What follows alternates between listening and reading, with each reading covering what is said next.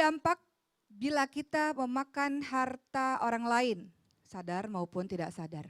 Memakan harta orang lain seperti yang kita ketahui hukumnya adalah haram atau kita bisa menyebutnya dengan nama ghosab, yaitu mengambil atau merampas hak orang lain.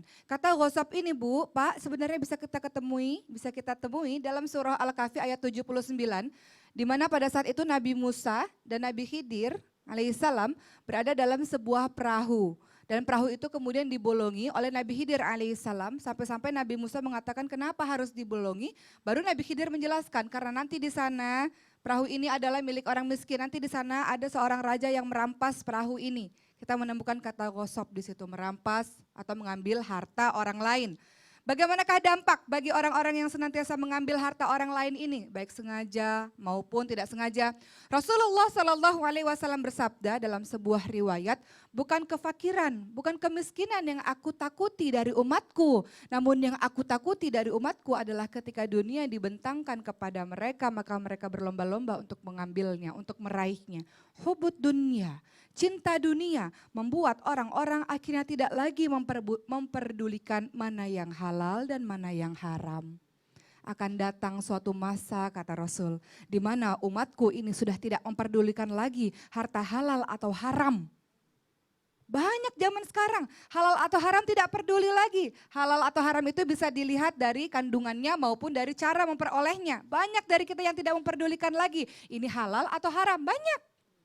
Memangnya apa sih dampaknya sampai kita harus care sebegitu pedulinya untuk mendapatkan harta yang halal? Iya, karena ketika engkau mengambil harta yang bukan milikmu alias harta haram, engkau rampas, engkau zolimi harta orang lain, engkau zolimi hak orang lain, maka yang terjadi adalah pantas saja kalau doa-doamu tidak dijabah oleh Allah, tidak didengar oleh Allah. Kenapa? Karena barang haram masuk ke tubuhmu, mengotori tubuhmu.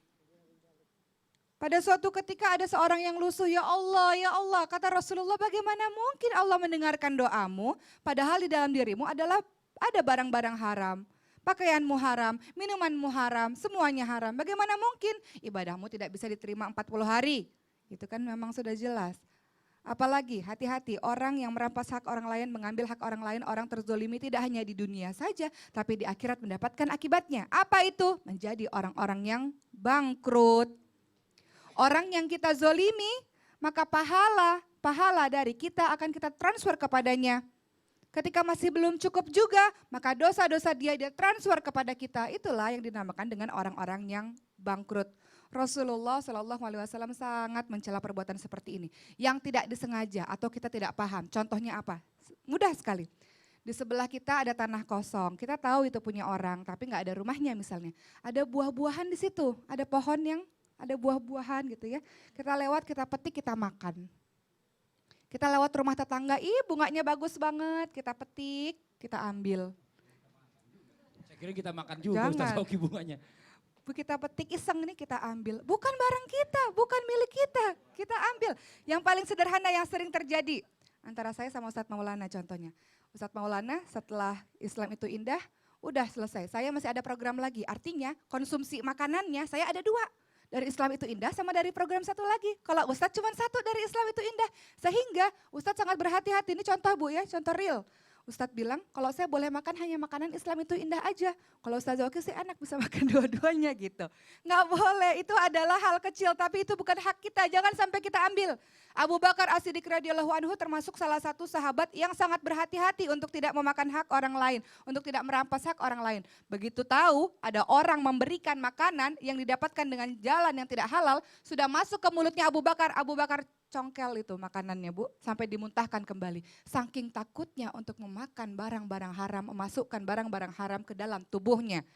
Maka bagaimana dengan kita ketika mengetahui sekelumit dari bahayanya, ketika kita akhirnya bertindak ghosab atau merampas atau mengambil hak orang lain. Saya mau nanya satu lagi nih. Apa lagi? Ada lagi kalau ibu-ibu ke pasar ya Pak Ustadz, ya kan? Sarinya nimbang nih, beli buah sekilo. Ini udah ditimbang nih mau penjualnya sekilo. Biar anget ya bang, tambahin udah sekilo. Abangnya diem aja ya Bu ya, sering begitu ya Bu ya? Iya aja ya Bu. Ya tapi kan? memang benar Memang ini. iya sih, abangnya diem aja ya Bu ya? Tidak boleh. Gak boleh Pak Karena Ustadz kenapa? Ada hak orang lain di situ. Dan minta maaf, lebih baik kita tahan untuk lapar daripada kita harus bertahan di dalam apinya neraka disebabkan makanan yang sudah masuk pada tubuh kita. Ini nauzubillah semua, nauzubillah. Kecuali kalau abangnya yang nambahin ini Bu buat Nah, ibu tuh. nih. Kecuali abangnya Rido, Iya. kan kalau jual beli sama-sama suka, sama-sama senang. Oh, Masya Allah. Coba, Penjualnya harus tersenyum dan Betul. pembelinya harus Betul. tersenyum. Masya Allah. Coba ini kalau Asri jangan ngobrol berdua, ngobrol sini rame-rame sama kita. Enggak, ngobrol tadi kita juga suka ke pasar ya. Oh, suka ke pasar. Tapi kita Alifah. keperluannya berbeda. Oh gitu. Iya. Kalau Asri apa? Ada pengalaman nggak? Kan bikin kebaya. Terus? Ustadz, kan udah punya langganan. Heeh. Kan saya suka payet. Kan biar glamor dikasih payet gitu, Swarovski kan. Langganan saya bilang gini, saya beli 1 pon ya bonusnya apa gitu. Oh. Ya kan langganan. Terus dia senyum, aku bonusnya ini, aku ambil aja. Terus dia senyum aja, makasih ya. Dia senyum tapi? Iya, tapi dia nggak ngomong iya atau enggak. Tapi menurut saya kalau senyum berarti iya. Senyum itu mungkin ngeliat tante itu cantik banget. Ah gitu. Itu kira Beres. beres. Senyum. Haram apa halal? Hati-hati itu haram. Oh gitu. Itu karena harusnya bonus itu dari penjual. Bukan bonus dari minta dari pembeli. Nah lu? Karena mohon maaf, bonus itu ada hitungannya. Mereka menghitung untuk memberikan bonus sesuai dengan hitungan kelebihan. Tapi kalau kita langsung ngambil, itu belum tentu yang dibonuskan. Ah, ini senyum tapi. Senyum sakit hati itu. Mulutnya Oh, gitu. senyum. Bawahnya garuk-garuk. Bedakan senyum, Bawahnya garuk-garuk. bedakan senyum bahagia dengan senyum penjual es di musim hujan. Iya apa tuh? Senyum penjual es di musim hujan. Alifah juga pernah. Apa kalau Alifah? Waktu itu lain lagi tapi. Iya, apa Maaf bukan yang sekolah tadi. Terus di mana Tapi dong? ini real, nyata. Oh real, oke. Ayahku sama Alifah itu kan beli legging. Leggingnya itu berapa satu. Pengen beli 3 sama ayah. Oh gitu. Uangnya pas, udah bang ini aja bang, udah bang. Udah gitu doang. 3. Iya tapi uangnya tuh kurang. Hah? Udah pas uangnya. Gimana Kurang gimana? Tapi pas maksud Uangnya pas apa kurang? Uangnya kurang. Katanya udah bang, nih bang udah tambah 1.000. Udah. Oh, maksa. saya ngerti nih. Waktu transaksi. Waktu Iya. transaksi. Makanya ada kata halal setelah jual beli. Tapi Harus orangnya tutup senyum dengan aja. kata halal untuk memastikan hukumnya. Pada saat gini, 10.000, enggak 5.000 aja, 7,5 deh, nggak bisa 9.000, nggak bisa turun. Itu ketika ada putusan harga, Iya. harus ada kata halal Oke. belakangnya. Oh. Tapi dia tidak benar, ini benar. Ini benar. Ada Kadang-kadang juga yang bilang terjadi. gini Pak Ustadz, alasan. Jangan segitu Belum nanti buat putus. parkir. Ya Bang ya ambil lagi deh 2.000 buat parkir tuh di depan. Ada Itu sama juga begitu juga ya Bu ya? sama juga. iya suka Oh, iya. gitu. Suka Ustadz. begitu juga Itu tuh. tidak boleh. Harus ada kata halal belakangnya. Oh. Halal ya, itu. Dia senyum juga enggak? Pokoknya Harus karena dari kenapa? kata-kata. Transaksi itu ada ijak kabul. Oh. Jual beli itu harus ada ijak kabul. Berarti Iya, baca iya. Al-Fatihah dulu dong. Bukan begitu, beda. Ijab Enggak. kabul. Ya, halal. Saya nikahkan dirimu gitu. Lain. Bukan. Yang, Halal. yang Iya. ditakutkan tuh waktu Mbak Ah. Asri karena senyumnya itu, siapa tahu senyumnya cuma karena nggak enak karena udah langganan Betul. gitu. Padahal dia nggak ikhlas dalam hatinya, senyumnya karena udah langganan. Betul, gitu, Masya Allah tepuk Hati-hati, tangan dulu dong Bu. hati-hati. Nih, kita berbagi pengalaman ya kan.